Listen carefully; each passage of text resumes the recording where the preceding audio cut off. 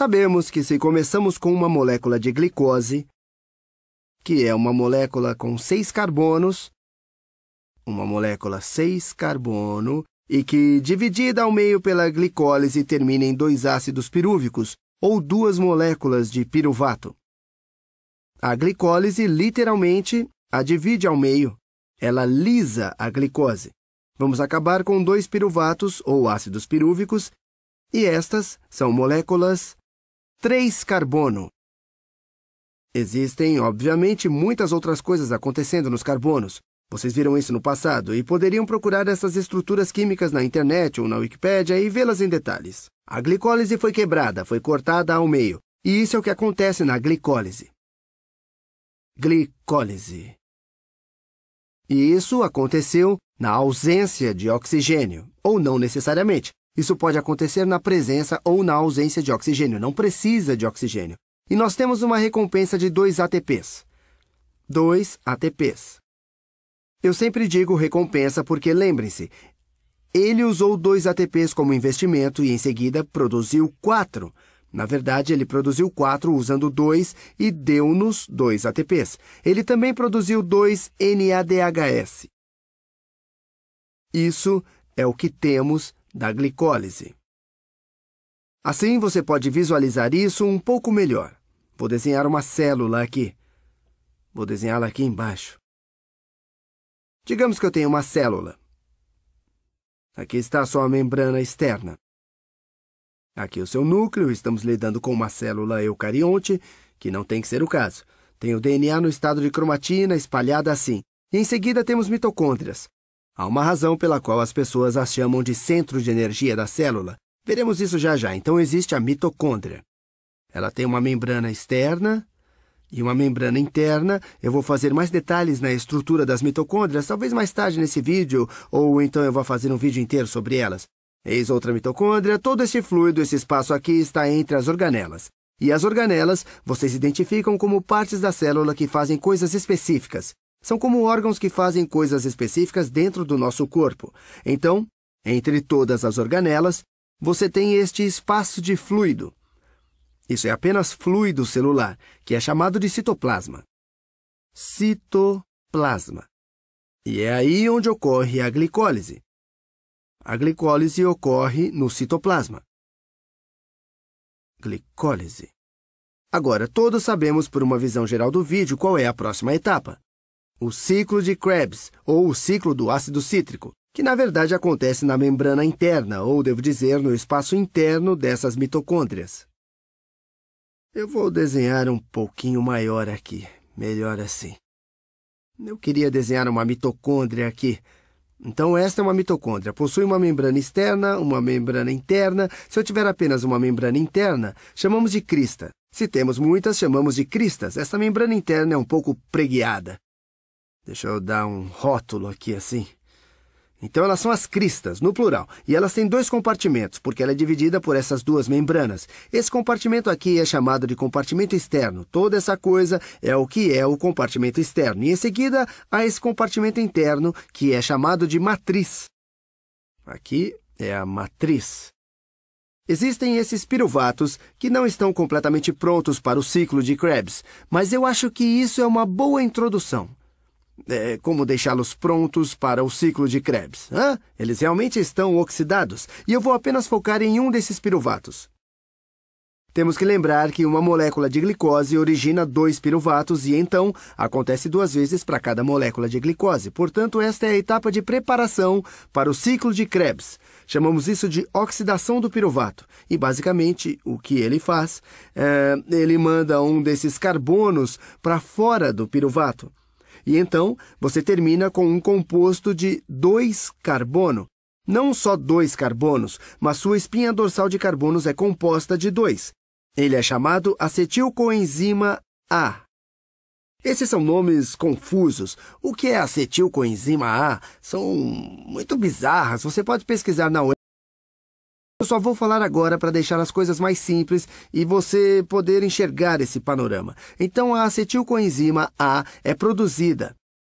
Este é composto de 2 carbonos e também reduz alguns NAD+ em NADH. E esse processo aqui é considerado o início do ciclo de Krebs ou o ciclo do ácido cítrico e recebe o crédito dessa etapa. Mas é realmente uma etapa de preparação do ciclo de Krebs. Agora, uma vez que você tem essa cadeia 2 carbono, acetilcoenzima A aqui, você está pronto para saltar para dentro do ciclo de Krebs. É uma longa conversa sobre o ciclo de Krebs.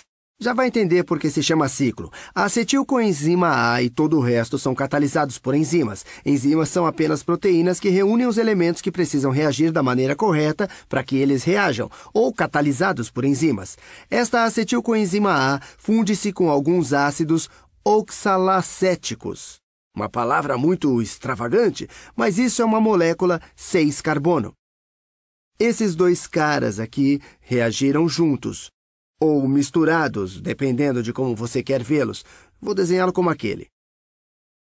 Ele é catalisado por enzimas. E isso é importante. Alguns textos vão dizer, isto é uma reação catalisada por enzimas? Sim, tudo no ciclo de Krebs tem uma reação catalisada por enzimas. E eles formam citrato, ou ácido cítrico, que existe na sua limonada ou seu suco de laranja, e isso é uma molécula 6 carbono.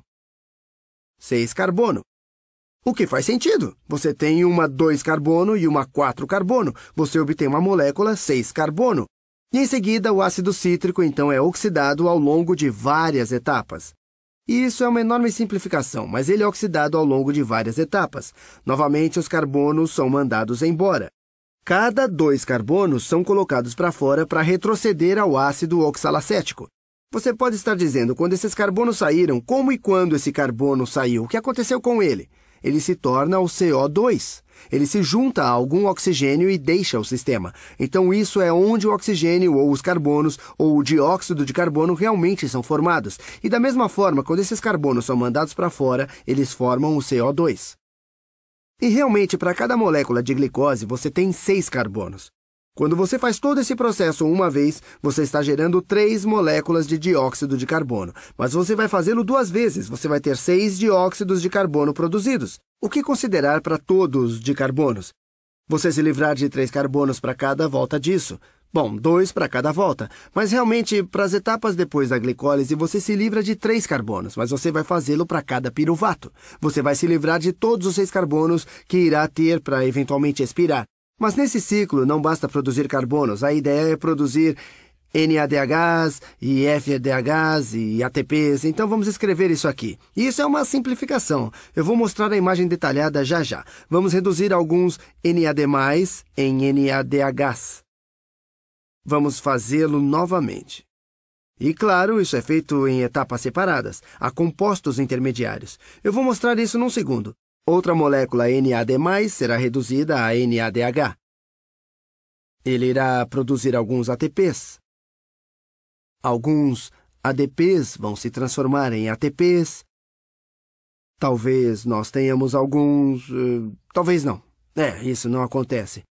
Alguns FAD obtidos, vou escrever, ficam desse modo. Alguns FAD são oxidados em FADH2.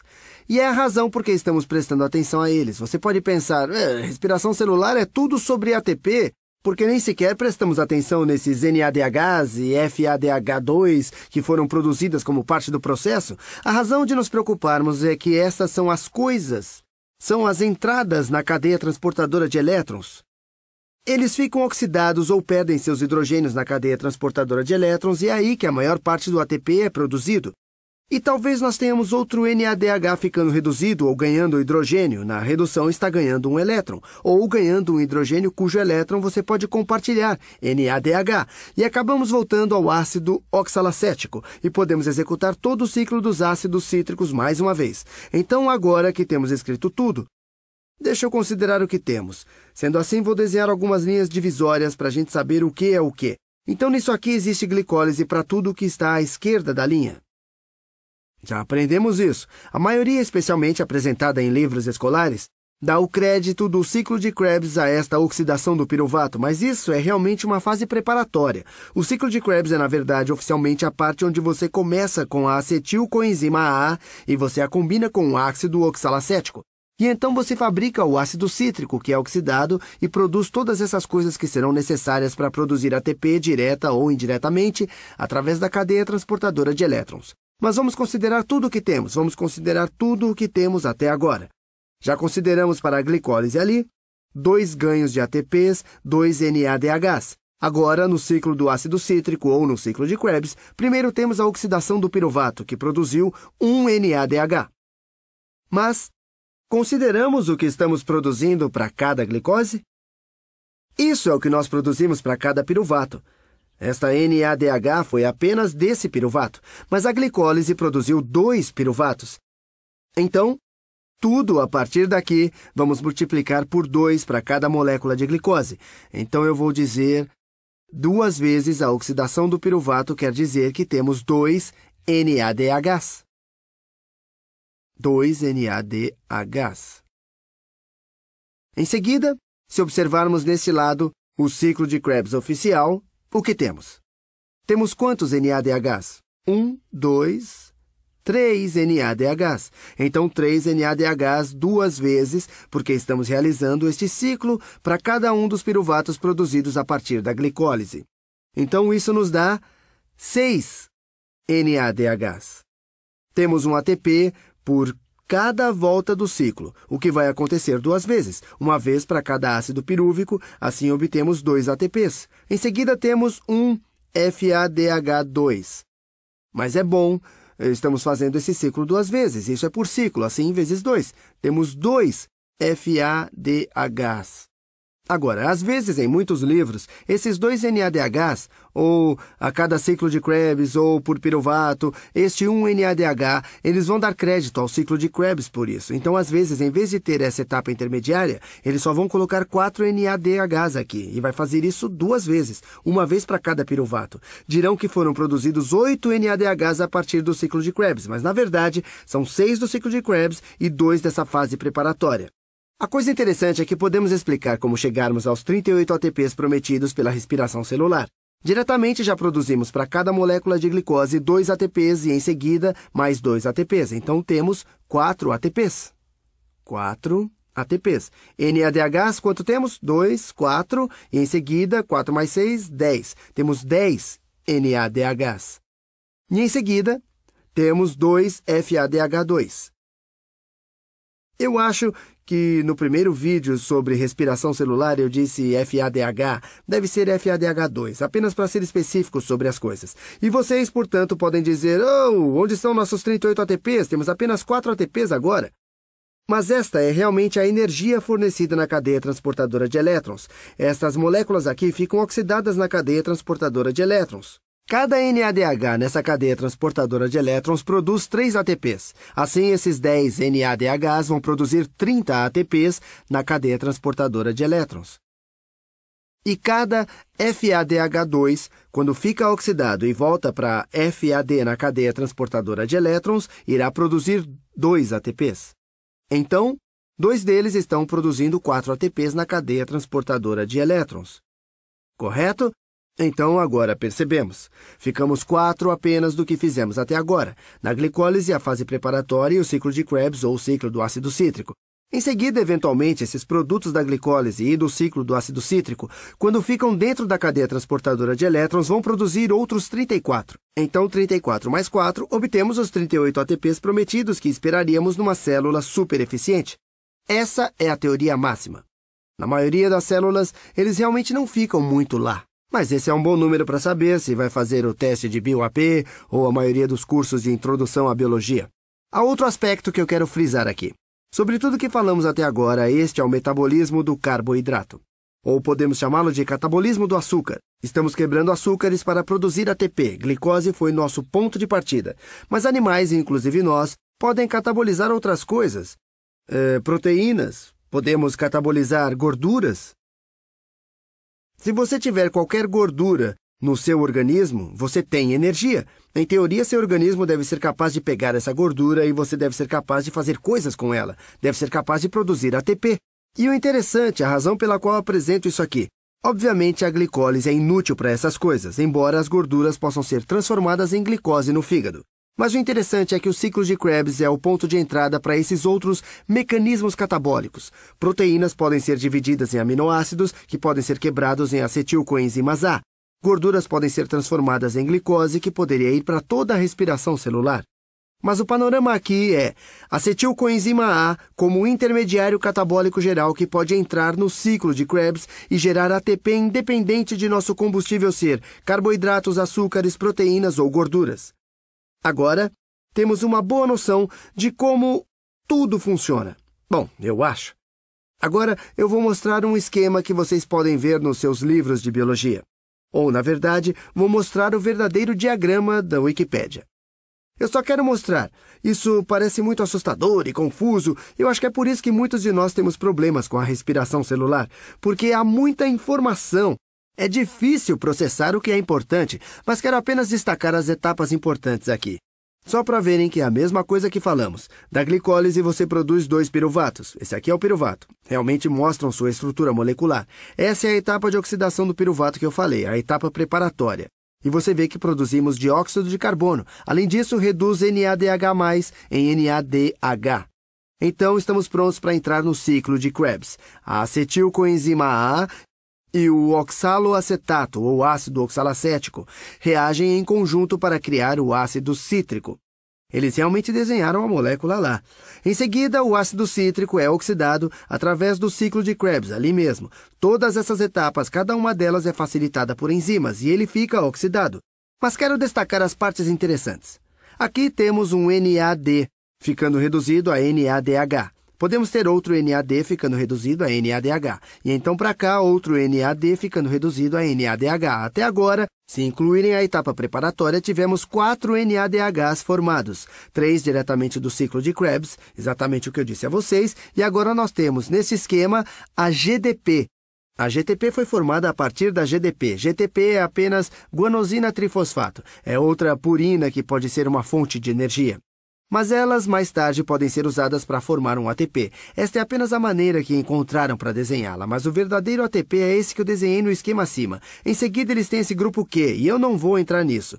E em seguida, ele fica reduzido por aqui, obtém esses 2 hidrogênios, mas que terminam reduzindo os FADH2. Então, isso é onde fica o FADH2 produzido. Então, como prometido, produzimos para cada piruvato que entrou 4 NADHs, mas temos que fazer isso dobrado. Para cada piruvato produzimos 1, 2, 3, 4 NADHs, produzimos 1 ATP e 1 FADH2. Isso é exatamente o que vimos até aqui. Vejo vocês no próximo vídeo.